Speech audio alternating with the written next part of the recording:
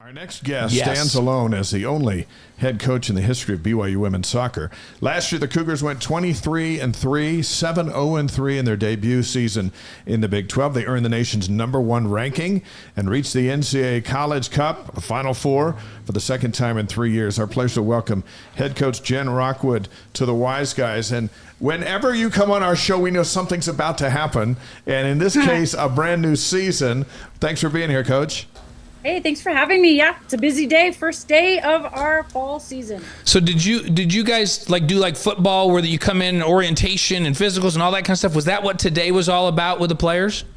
Yeah, today was we met on South Field, took team photos. The girls did a bunch of promotional interviews for BYU TV and that sort of thing. And then we had a lot of our meetings with our support staff. So we have a lot of new players this year, and they had a chance to meet them and get some information about all the different things that go on behind the program and helping the student athletes. Well, thank you so much for letting us get a piece of your day. And we know you got a game on Saturday and the scrimmage, and then it's all on. But let's start with the word from the NCAA on that option for schools to expand scholarships for your program, 14 to 28 as early as next year. What could that possibly mean for a program that has been dominant with 14? Well, I think there's always a good and a bad side to these big announcements the NCAA makes, and part of it is kind of not knowing how to maneuver through it. We don't have a lot of the details yet as far as when it starts, how we can use it, how the roster size will work from our fall season to our spring season. Yeah. So there's a lot of different factors. I think one of the things that maybe some people don't realize is, yes, it provides more scholarship money for our sport, which is obviously a fantastic thing. But to limit the roster size will take away a lot of opportunities for players to come onto our team and to a lot of other programs who carry, I think most bigger programs carry upwards of 30 to 35 on their roster. And so for us, it means that we have some really tough decisions that we'll have to make in the next couple of years to get our roster down to 28. And then because we didn't know about it, we've already made our commitments for the 25 and 2026 class. So there's a lot of issues going on for sure. And we're wondering what the administration's, what advice they've given you so far. So to clarify this, I'm trying to understand it myself, Jen. You could have 14 scholarships, but then walk-ons to take the team total limit up to 35. So now what they're saying is you can have 28, everybody's on scholarship. So they're actually going to cut the roster size down on you. Yeah, so soccer in the NCAA is an equivalency sport. So most sports are head count sports like basketball and volleyball and football. It's kind of all or nothing. Being a soccer equivalency sport, we have 14 scholarships, and I can divide that however I want. So all of our players, I'll have a roster of 31 this year, and we're actually proposed to have a roster of 36 to 37 next fall. So you can see where a lot of tough decisions are going to have to be made over the next few months of how we get that roster size down. So we're gonna, once we get our roster to 28, there's going to be more scholarship money to distribute to those 28 players. But now we're limited to only those 28, which it's a little tricky right now, not having a lot of leeway leading up to it. I think 28 is a good number, but kind of in our situation where we are with graduating 11 players and a lot of our missionaries to trying to balance those numbers, it becomes really tricky. So we're kind of in a cycle of a high-ended roster, and so to have it cut this year without kind of being able to ramp up to it, that's kind of what we're dealing with right now. Logistics. Yeah. Hey, by the way, on the chat, Jen, BYU Sports Addict, who's always on the show, on the chat with us every week, he goes, is there any coach in college athletics cooler than Jen Rockwood? I think not. That's what he says. I think not. So that's awesome. You got a lot of big fans all over the world. Very kind. 5 players from last year's team drafted into the National Women's Soccer League after your squad led the nation in goals scored. Special season, tremendous success to recruit for the future. What was your favorite moment from last year before we start into this year?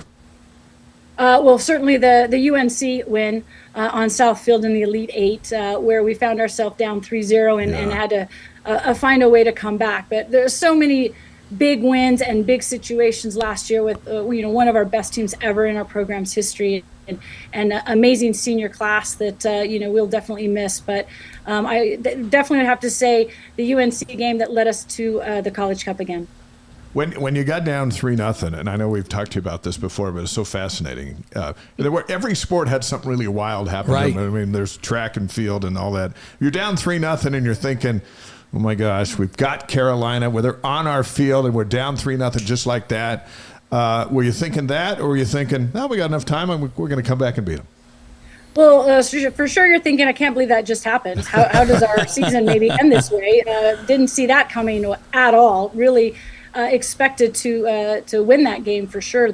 From the moment the whistle blew. But at halftime, we just had to kind of collect ourselves and just say, okay, that did happen. Nothing we can do about it, but just had to remind ourselves that we're the leading scoring team in the country. That we average well over 3 goals in every game against just as good opponents as North Carolina, and that we had a lot of momentum going into the second half and probably should have scored a goal, and let's just go for it. And the girls really collectively just kind of ran North Carolina out. They kind of ran out of gas, and that's been one of our strengths all year, is knowing that we can keep going. Had a deep bench, and I think really the girls were just believed. They believed in their team, the team and their teammates, and all of those who stepped on the field. One of the great moments. Yeah, it was awesome.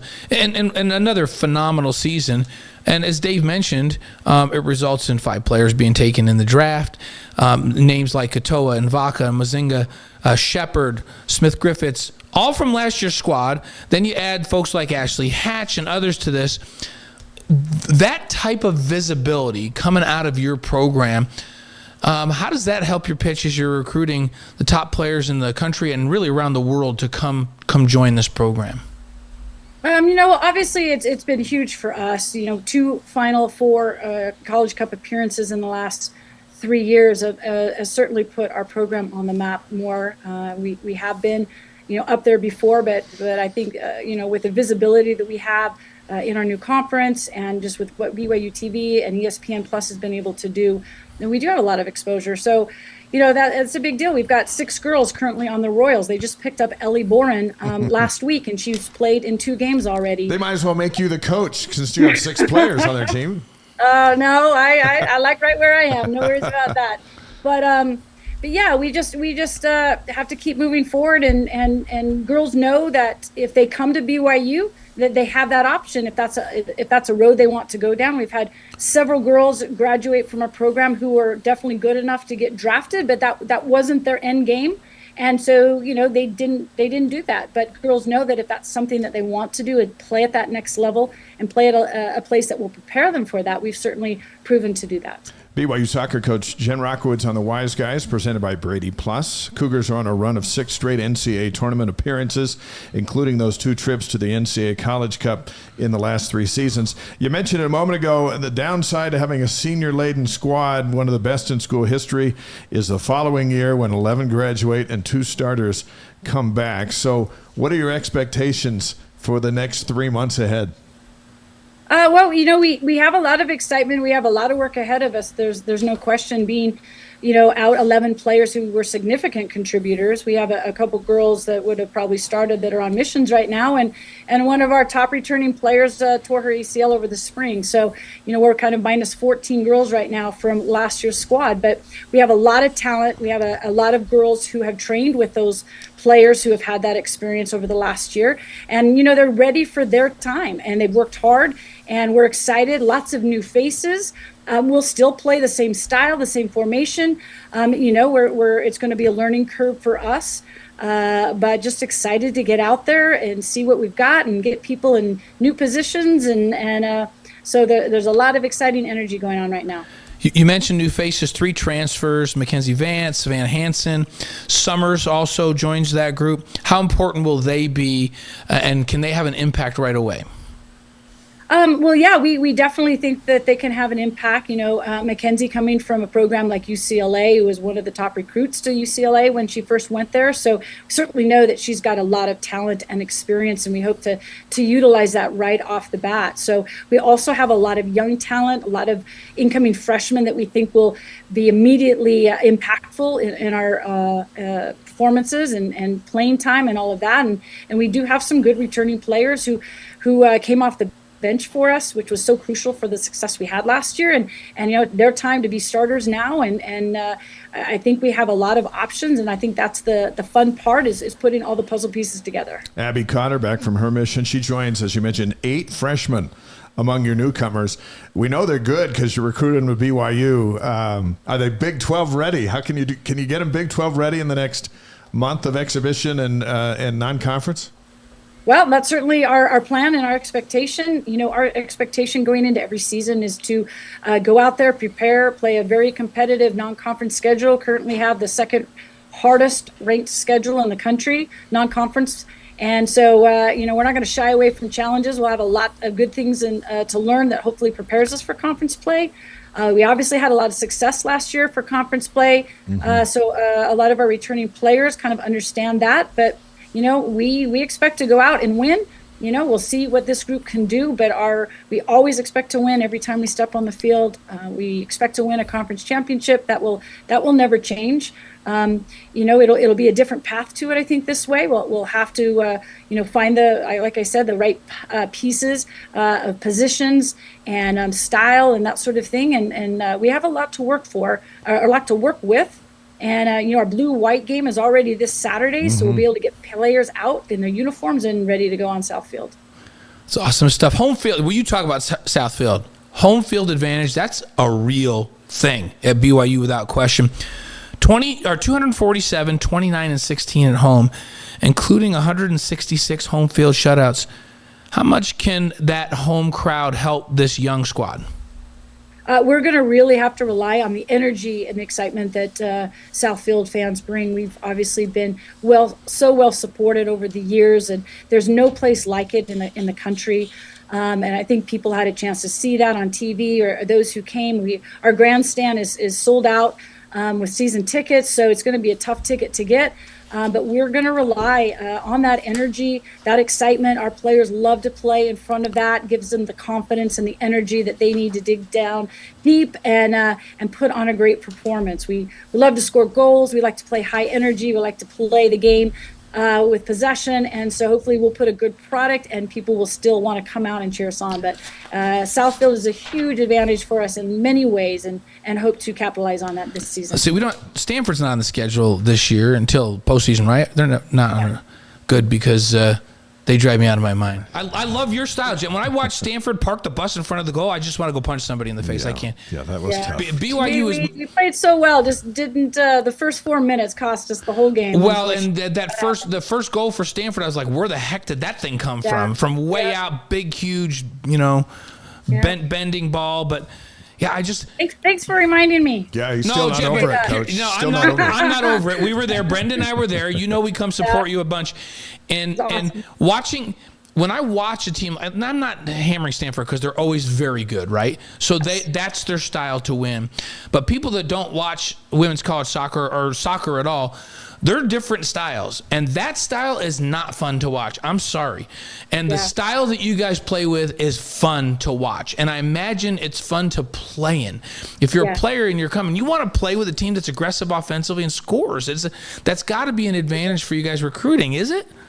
Well, absolutely. And again, because of the exposure that we've received and how well we've done and the teams that we're playing, people want to play in that sort of system where, we go hard. We take chances. Sometimes it doesn't pay off for us, but, we're going to try and keep the ball. We're going to attack. We're going to press. We're going to play a high energy, fast paced game. We hope to be the most fit team on the field, and we want to put immediate pressure on our opponents and try to win the ball up the field closer to our opponent's goal so we can score some more goals. So it is a fun style. And we have a system that is unique that we've kind of developed over the last 4 years that it's really tough to play against, and it creates a lot more space for our players to attack that our opponents have a hard time trying to solve. And so that's kind of the X's and O's and fun of doing something a little unique and a little different that's hard for people to manage. Hey, speaking of fitness and fun, John on the live stream says, thank you for the cherry Rockwood ice cream. He loves that. Yeah. So that's Is It's a that good up one. in the cream? That's named after Jen? Yeah, that's got to be, right? You have your own ice cream. That's When how you get your own I ice do. cream, that's when you've made it at BYU. Yeah. That's awesome. That was a few years ago. That is Few years awesome. And ago, they're yeah. still eating it. I'm They're going to still go. I eating have it to go up. up and try it. BYU soccer coach Jen Rockwood on the Wise Guys, head of the Cougars' second season in the Big 12. Last year's team ranked in the top 4 nationally in assists, shots on goal, goals scored, and the goal differential. So let's turn to the schedule a little bit. Saturday night, 7 o'clock Mountain Time on Big 12 Now and on the BYU TV app. It's the blue-white scrimmage. With so many new things going into this game, what kind of things will you be looking for? Yeah, it'll be a lot different than obviously last season. Last season coming in, we had our whole returning starting group. So, we're gonna put people in some different spots, see how it works, look for different combinations.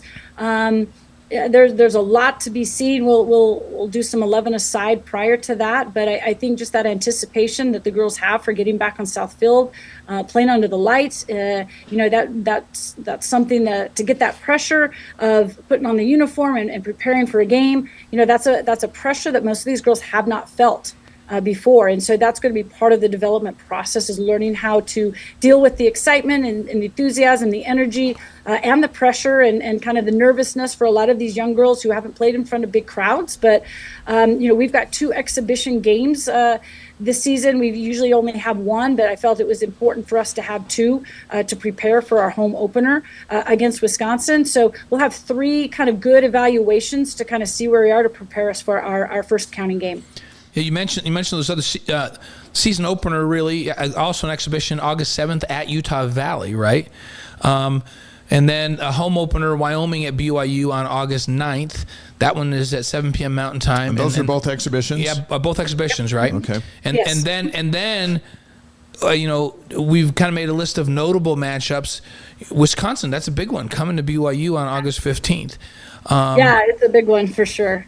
Place will be rocking there anytime you get the Big Ten to come out west. How'd you get them to? Did you agree to go back there at some point, or what? Yeah. We've done a home and home with Wisconsin quite a while ago. We haven't had them out here, and it just worked out. And they were willing to come out, and we're willing to go back. And obviously, that's a great home and home for us. They had a really great year last year, and obviously the Big Ten has very good quality, nationally qualified playing teams on there, and so it'll be a big challenge for us. And I think they return a bunch of players. I haven't watched them quite yet, but they always are competitive, and so it'll be a real true test to kind of see where we are and where we need to go.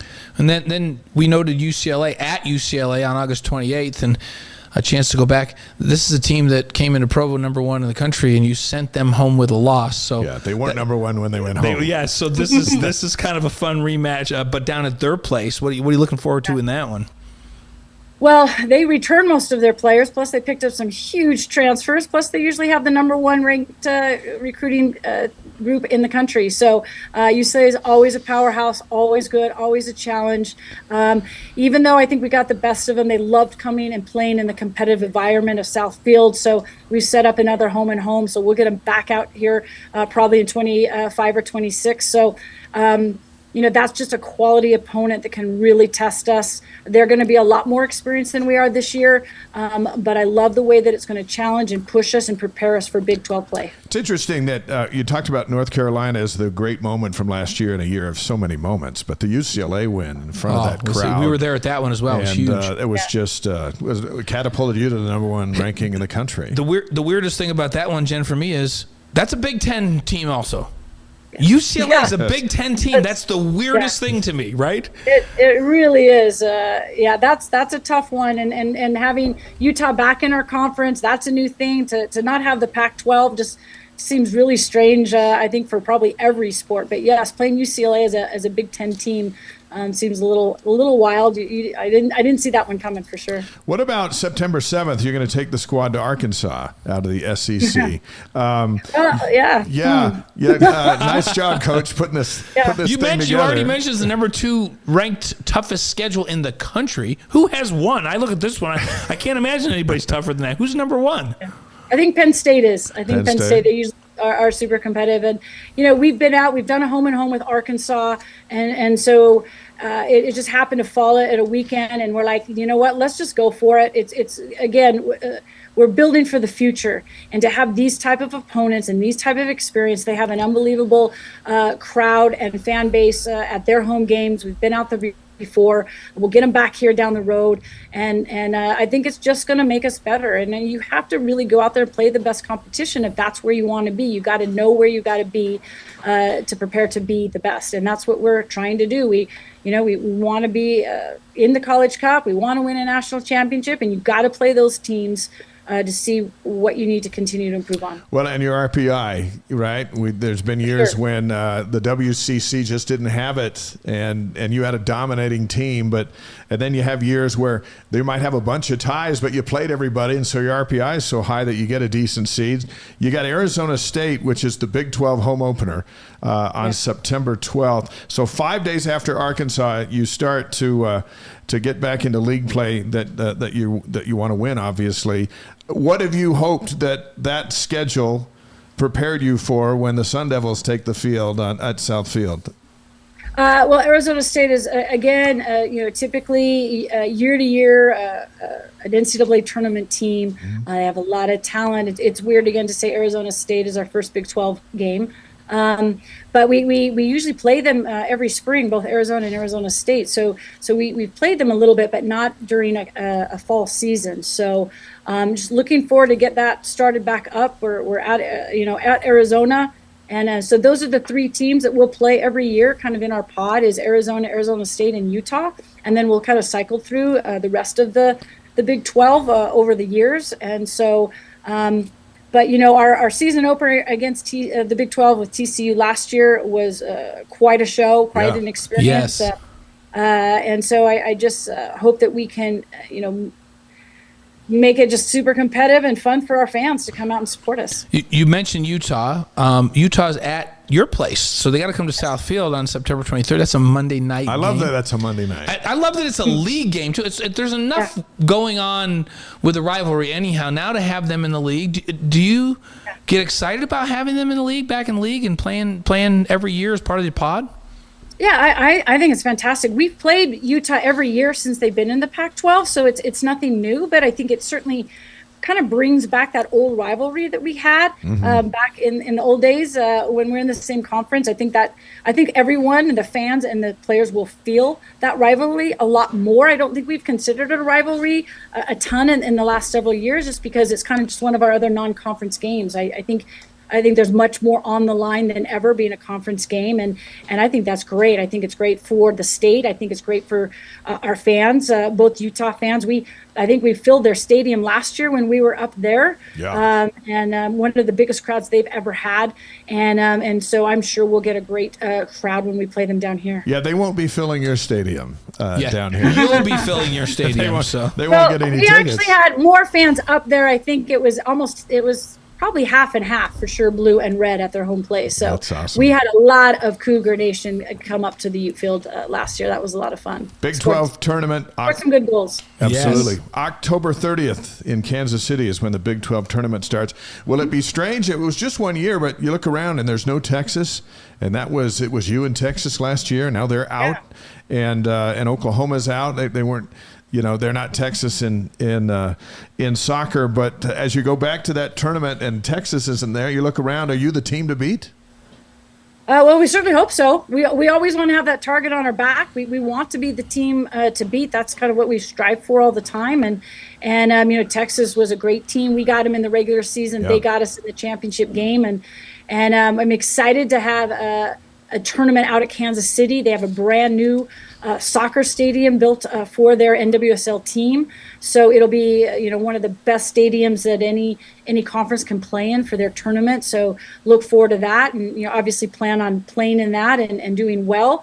But we still have a lot of work ahead of us before that. But, Texas kind of had a bit of a home field advantage. Most of the games in the tournament were played at their place last year because of the weather. So I think Kansas City will be a great venue for the Big 12. I don't think Texas got to the College Cup. Do you remember Texas getting to the College Cup? I remember a team called BYU that made it to the College Cup. So hey, does it bug you, or do you love the fact that you lose 11 players as good as last year's team was, and the fan just goes, well, Coach Rockwood will just get some more? Yeah, they'll be back in the Cup again this year. Well, that's what we'll shoot for. This will be a unique experience for me. I mean, this will be my 30th season, which I can't hardly believe that it's been 30 years here. But I've never been in a situation where we've had this much turnover. Even that first year in '95, we had a club team, and I just added 6-7 girls to that club team. So that's typically what we've been able to do each year, is just kind of reload and get forward. And we hope to think that we're reloading again, just not as much experience, but that experience will come with these big games that we'll be playing in. And that's our plan. And we've got a young team. We'll return pretty much everybody for the 2025 season. So, really looking forward to working with this group for the next several years and see if they can do what our senior group did last year. 30 years is amazing for someone who's only 40. I don't even know how that. What in the world is going on? I just turned 40. Jen, the crazy thing is there's very few coaches in the program that have been around as long as Dave and I, and you've been there almost as long as us. We're a little over 30. We've been doing it a little more than 30. We're a little, which is crazy. I'm trying to catch. Well, I coached the club team for 6 years prior to that, so I'm really at year 36. That's unbelievable. Catch up to you guys a little bit? You might got past this. No, did she? 26. So my first year broadcasting and covering the Cougs was 1987. 87. We were doing. Yeah, so you got me. I graduated from BYU in 89. 89. And started coaching that next fall. In 90. So. And Dave, you and Jen are about the same. You've confirmed that Blaine is so much older than the two of us. So Jen, here's what I did though. That's good because I feel like I'm always the oldest person in the room. So I appreciate that you can be maybe a few years older than me. That's right. Well, and Tom Homo's like 3 ahead of me, but he left for a while and came back, so he doesn't even count. You and I have been here. Yeah, you can't count him in the equation. We've been continuously. My wife gave me some good advice, and so she said that I could stop celebrating birthdays, and now what I do is I celebrate the anniversary of my birthday. So there you go. For like a number of years now, I've been celebrating the anniversary of my 50th birthday instead of just continuing on. So I'm still 50, but I just do anniversaries. It's quite the racket. That's what I'll start doing. I'm still 52. He still expects But I did actually this summer. I looked up how many years Lavelle Edwards was the head coach at BYU, and I do have him beat now. Yes. Isn't that crazy? That's pretty wild. Is there anybody that has your tenure in any sport ever at BYU? You've got to have it now. Bruce does. Bruce Brockbank. Oh, that's He's got right. me by a few years. And Gordon Eakin can't be too far behind, right? Yep. Gordon's been around, and they both done such a great job. That's right. So you and Gordon and Bruce are all in that same big three. vintage. That is awesome. Hey, we'll see you Saturday. We look forward to seeing your team, and best of luck this season. We look forward to having you back on the show. And we love having you on, Jen. Thanks so much for coming on. Thanks, guys. Appreciate your support. Ed, say hi to the team for us, and we'll see you out there. We'll see you on Saturday. Okay, bye. There she is, the winningest and the only BYU women's soccer coach, program history. She's just cruising along. 30th season. Yeah. And it starts on Saturday with the Blue-White game at 7 Mountain Time on the BYU TV app and on ESPN Plus. So her first year was 90 as the coach. That's great. That's great good stuff. And I'm glad she's had a very busy day with the team all together. Their first day is a bit because there's a lot of stress because you kind of have everything going on. Compliance sponsors. We're talking about what football does tomorrow. That's what Jen and her team did today, plus a bunch of interviews and almost like a media day and picture day all in one. And she still took the time to come on with us, which is just awesome. Yeah. So.